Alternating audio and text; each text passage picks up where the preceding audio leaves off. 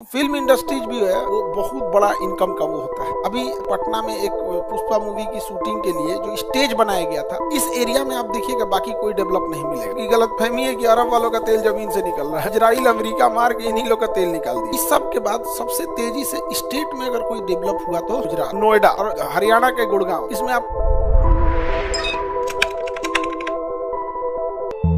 Real estate किसे कहा जाता है? हाँ, रियल इस्टेट घर दुआर जहाँ बनता है ना, उसी क्या कहते हैं? Real estate.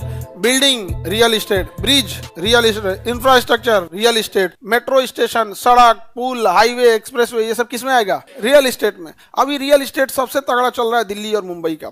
वहां जगह नहीं है ना, कंजस्टेड है। मुंबई क्या है? कंजस्टेड है। तो मुंबई में बहुत ज्यादा तेजी से। मुंबई से कौन सा वस्त्र स्थापित हुआ? सूती वस्त्र। इंजीनियरिंग वस्तु है, उद्योग, रासायनिक उद्योग, ऑटोमोबाइल, फिल्म, ये सब फिल्म वाला तो पूरा का पूरा किसमें है?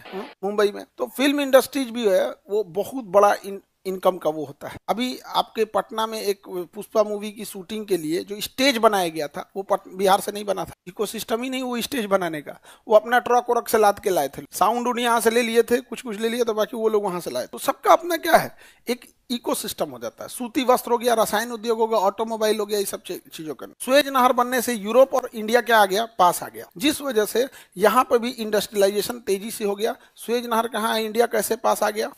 ये है सुएज नहर, ये है सुएज नहर। पहले ये नहीं था तो नीचे से चक्कर लगा के आना होता था। ये यूरोप, और यूरोप के बाद यहाँ पर एक ही बार इंडिया आया। इस एरिया में आप देखिएगा बाकी कोई डेवलप नहीं मिलेगा। जो तो तेल निकाल के बेच रहा है सब, इन सबको लग रहा है तेल निकाल रहा है जमीन से, इन्हीं का तेल निकाल दिया। नहीं समझा गया? इनकी गलत फहमी है कि अरब वालों का तेल जमीन से निकल रहा है, उनको लगा इजराइल अमेरिका मार के इन्हीं लोग का तेल निकाल दिया। तो इस एरिया में यूरोप की जरूरतों की भरपाई कहाँ से हो रही थी? मुंबई, पुणे, इस एरिया से हो रही, क्योंकि हमारे यहाँ चीप लेबर है, सस्ते चीजें हैं अवेलेबल। इस एरिया में पहला डेवलप हुआ दिल्ली मुंबई औद्योगिक गलियारा। इस एरिया के लिए ज्यादातर यहाँ से चेन्नई से हो गया तो बेंगलोर चेन्नई औद्योगिक गलियारा। हमारे इंटरनल खपत के लिए हो गया रांची वाला ये एरिया औद्योगिक गलियारा। हल्दिया, कलकत्ता, रांची, वर्धमान, ये सब एरिया वाला ये औद्योगिक गलियारा है। और इस सब के बाद सबसे तेजी से स्टेट में अगर कोई डेवलप हुआ तो गुजरात। कौन डेवलप हो गया? क्योंकि गुजरात में क्या है, एरिया बड़ा है, जनसंख्या कम है, जिस वजह से जमीनें सस्ती, जमीन सस्ती है। बिहार में इंडस्ट्रीज ना आने का एक बड़ा कारण ये है कि सरकार के पास जमीनें नहीं। जमीन खरीदना है प्राइवेट आदमी, और हमारे यहाँ प्राइवेट आदमी के पास बड़ी जमीनें नहीं। अगर किसी फैक्ट्री वाले को चाहिए 100 एकड़ जमीन, बताओ किसी के पास है अपने गांव में? एक को आदमी का नाम बताओ जिसका 100 एकड़ ले, तो उसको 20 आदमी से रजिस्ट्री कराना पड़ेगा। उसमें एगो बेचेगा, एगो नहीं बेचेगा, क्योंकि अम्मा बीमार है तो कोई बेंगलोर गया है, कोई विवाद है, मुकदमा है, कोई सी की कोनो दूगो बियाह कैले है। जमीन खरीदने में ना एगो इहो लफड़ा है।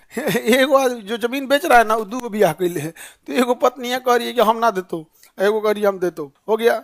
अब जमीनें कहाँ से खरीदिएगा? एक तो बेचने के लिए रेडी, एक तो नहीं। तो एक ये भी बहुत बड़ा टेंशन है। यूपी में नोएडा और हरियाणा के गुड़गांव, इसमें आपको किसी इंसान से जमीन नहीं खरीदी। गवर्नमेंट जमीन खरीद के पहले से रख ली और आप उससे भाड़े पे ले लीजिए, लीज पे ले लीजिए, भाड़ा देते रहिए। जो पैसा बचेगा उससे आप क्या लगा सकते हैं? इंडस्ट्री लगा सकते हैं। तो सबसे पहला औद्योगिक गलियारा मुंबई पुणे औद्योगिक गलियारा।